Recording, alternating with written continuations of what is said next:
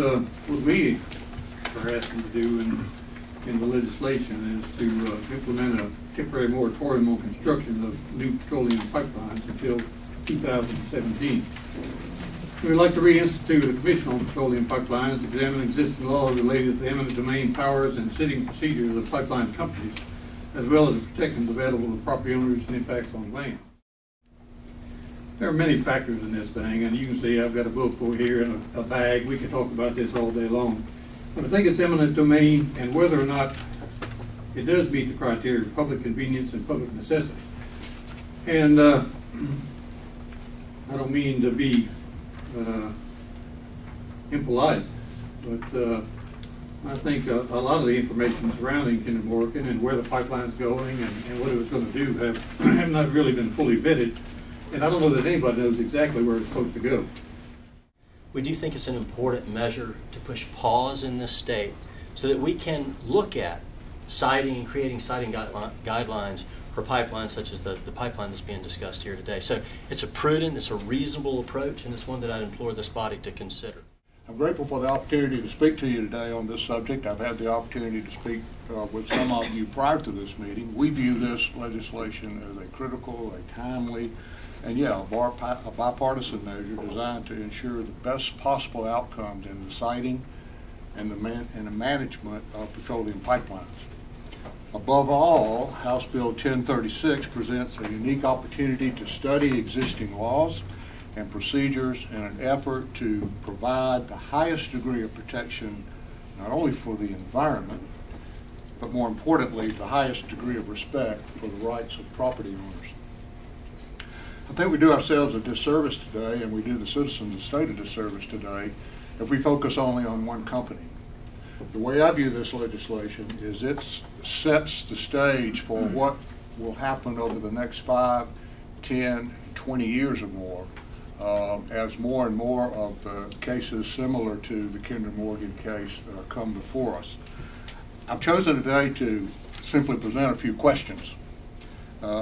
Not by any means exhaustive, but I hope that they will help focus the committee members on what might be gained by a brief and a temporary moratorium on petroleum pipeline activity in the state of Georgia. The first question that I think that a study could answer for us is, to what extent should hard data be required to substantiate claims of economic activity in Georgia that rise to the level of public necessity? For example, in the case of petroleum pipelines, how much will the transported products really serve local markets in the state of Georgia? To what extent, if any, should records of past environmental performance be considered in granting the go-ahead on a project? Should the determination to grant authority to use eminent domain to take private property or to restrict private property be vested in the hands of one person, the Commissioner of the Department of Transportation, rather than in the hands, let's say, of the entire GDOT board? Should claims of public benefit be balanced in terms of net impact? Should we measure claims of economic gains against what may be lost in jobs and other activity? And you just heard it mentioned that there are a number of jobs at risk if this pipeline that is under consideration now should go in. How long should ownership of the petroleum pipeline be guaranteed to remain under the ownership of the original pipeline owners? Should Georgia law be amended to provide a more detailed definition of public use and public benefit? And in that regard, I would cite OCGA 22-1-1, which are the general provisions for eminent domain, and remind you that it is the policy of this state that public benefit of economic development, the public benefit of economic development shall not constitute a public use. In the case of petroleum pipelines, should we take into account the actual fuel usage trends in the areas that the pipeline company claims it will serve before we embrace a project that does not make sense for our state? Some here today may recall that a few years ago, a pipeline company attempted to pass legislation that would exempt private pipeline companies from many of the restrictions and the conditions in place at that time which governed the siting of new petroleum pipelines. The legislature wisely defeated that company's efforts to circumvent these protections that are clearly laid out in Georgia law. We ask that this legislature act just as wisely and allow a brief period of deliberation to make sure we get this right.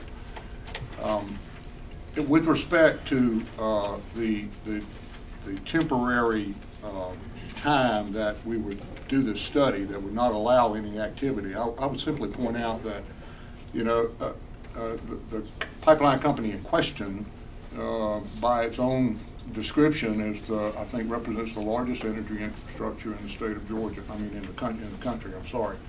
So my guess is that if we wait for a year or so to do the study to answer some of these questions and many, many others, I don't think anybody at that company will miss a paycheck. Finally, I believe it's instructive maybe to take a look back at the debate and final decision of the House just yesterday as members debated the fundamental right to bear arms as guaranteed in the U.S. Constitution. I submit to you today that private property rights are no less fundamental than the right argued so passionately in yesterday's debate. The protection of these rights certainly trumps the opportunity for private gain that does not clearly and undeniably serve as a public benefit. In our view, a vote to pass this legislation on behalf of Georgia property owners would be one of the best votes you will make during this legislative session. My property has been in my family for over 250 years. It is part of a king's crown. Like Mr. Hitchens mentioned earlier, I was probably that guy you were talking about. Our family's paid taxes on that land ever since there's been a tax structure in the state of Georgia, and I don't believe we've ever been late on it. I am vehemently opposed to allowing anyone to take any more land. Eminent Domain has claimed over 40 acres of my land since 1970, or my family's land. It's not all mine, okay? At what point does that stop? When it's all gone? And then I would challenge you to put yourself in my shoes. Would you allow that company to dip in your personal checking account every time they want something? Because that's what they're doing to me. They've took about $800,000 worth of wealth away from our family. Not Kinder Morgan, but Eminent Domain has took that away from our family, and we've been paid a pittance of that, okay? So my concerns are my family's lived on that land for 250 years, and hopefully our family members is going to live on it for 250 more. We drink water from wells off of that line. I know that with a metal steel pipeline, it's not a matter of if it's going to leak, it's when it's going to leak. And if it leaks on my property, who is responsible for the cleanup if this company is gone? Say they're bankrupt and they don't exist anymore and they have an easement to cross my property. Who handles that? The landowner? Because that would be me. With nothing to clean it up with, no money, no funds, okay? And I just urge you to pass this bill to give everyone time to take a look at what's going on here and imagine yourself in my family's position and what we've gave up over the last 50 years. Put yourself in our shoes and please vote to pass this bill where we can slow it down, take a look at it, and get it right. Because once we have a leak, if it's on my property, I'm near a major recharge area for the aquifer. If it leaks into that, it's going to be in everybody south of me's drinking water. City of Savannah, Garden City, Pooler. Okay, please help us slow this down and take a look at it. Thank you. So my name is Andres Villegas. Mr. Chairman, thank you so much for having me. Give me the opportunity to speak to you as well as to the subcommittee. I represent the Georgia Forestry Association. We are a member organization representing the entire supply chain of the forest products industry. So that includes landowners, forest products mills, consultants, nurseries, everyone that's involved in forestry in Georgia. In Georgia, forestry employs about 135,000 people. We cover about 24 million acres of the state, 2/3 of it. We generate about $29 billion in economic activity every year. At the core of that, really, for us, is our landowners. You know, if we can't grow the trees, we can't do anything else. And our landowners, for us, are a critical part of Georgia. You know, they've been a critical part of our history, as you've heard already from a couple other speakers, and we'll continue to hear, and are a critical part of the stewardship of our state's natural resources. And so from that perspective, we come here specifically today representing a lot of the interests of landowners. You know, for us, if there's one issue that can keep a landowner awake at night, it's pipelines, and it's the impact of eminent domain on their land, as you just heard. Many of our member landowners have had land they own in their families for generations.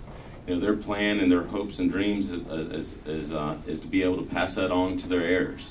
You know, a central part of their identity oftentimes is the land that they've lived on for so long. And so for them, you know, the prospect of having any public or private entity to have the power to take that away from them is a nightmare scenario for them, something that can keep them awake at night for months and years.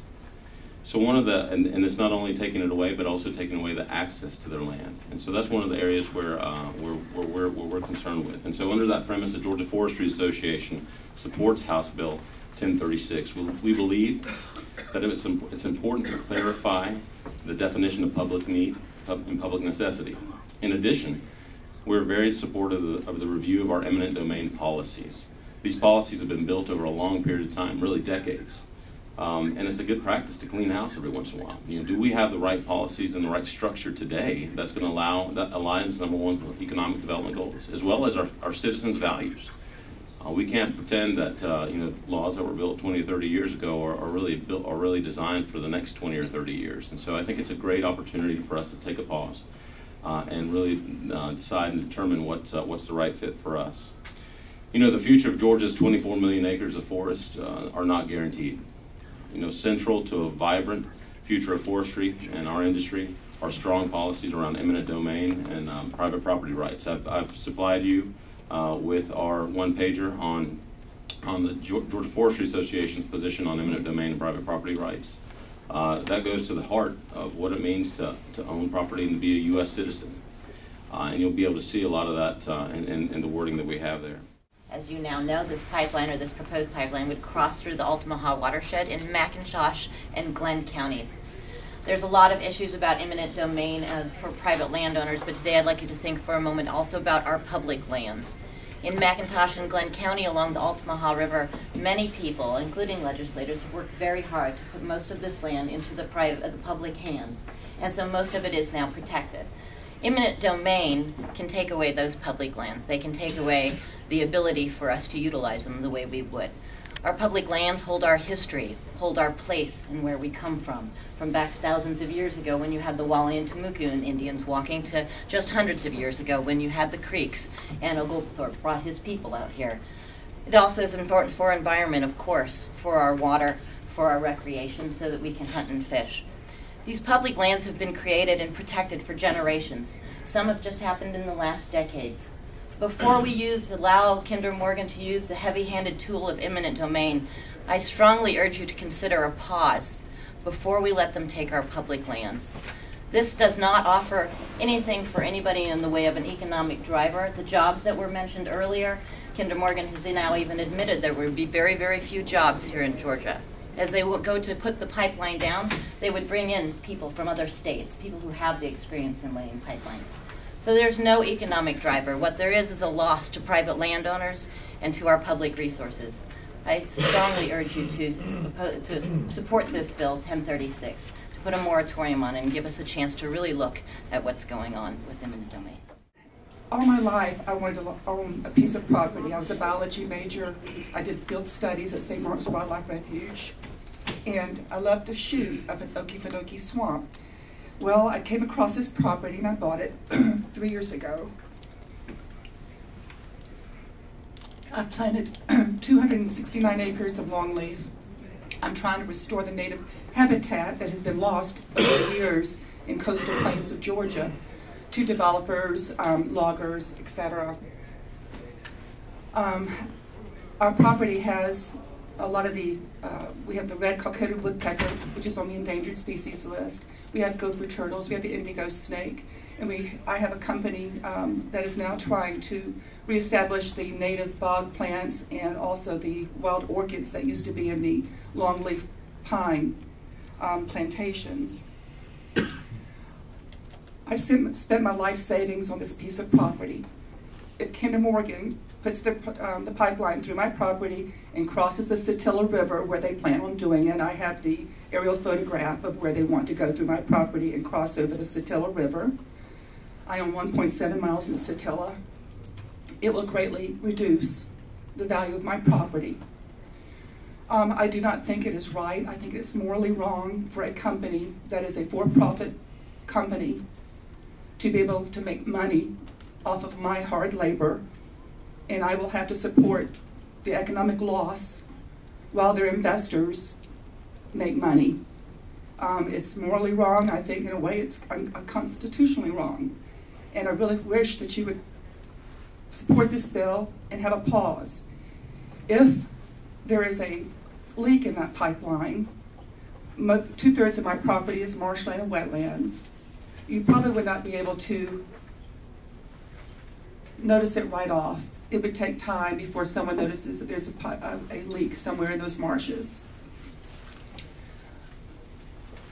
If you've ever been on the Satilla River, you realize that barges cannot come up the river.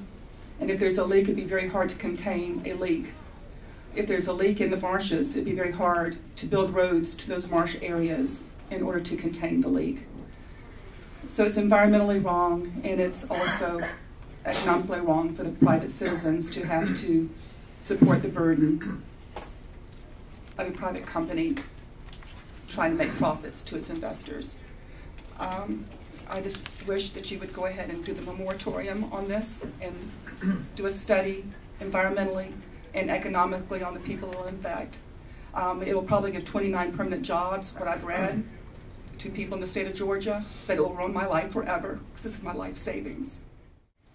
I'm going to train my conversation on the issue of competition.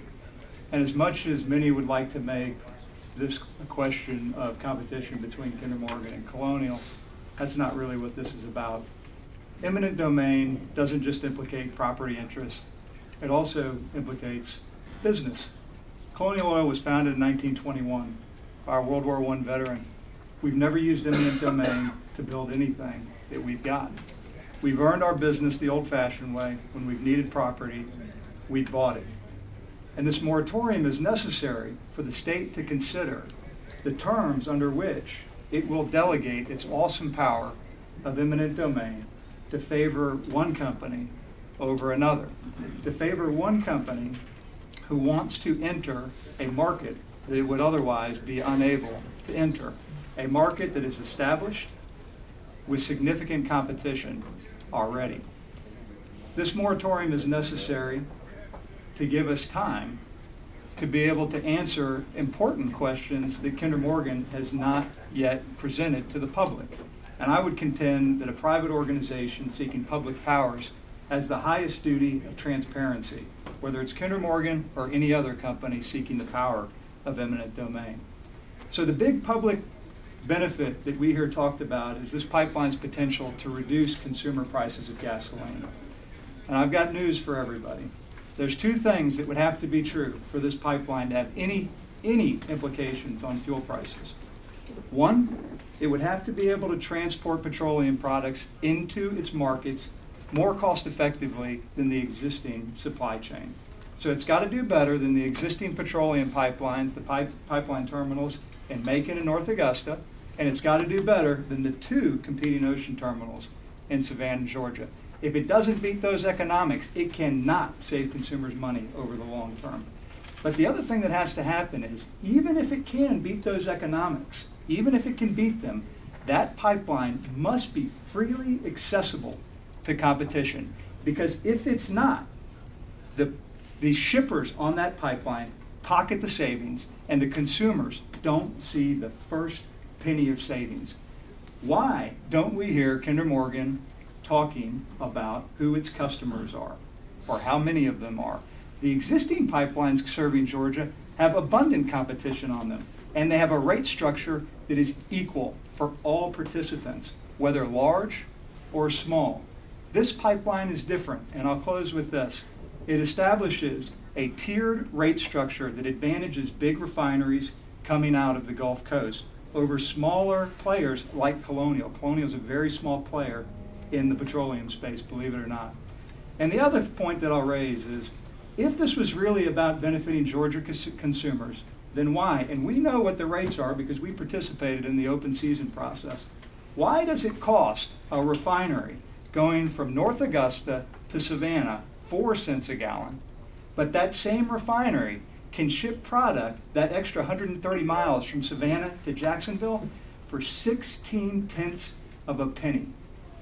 So I would ask you all to support this bill because certainly there are important questions that are implicated when the state is considering whether or not it should delegate its power of eminent domain to a private company that have yet gone unanswered. Thank you very much for your time.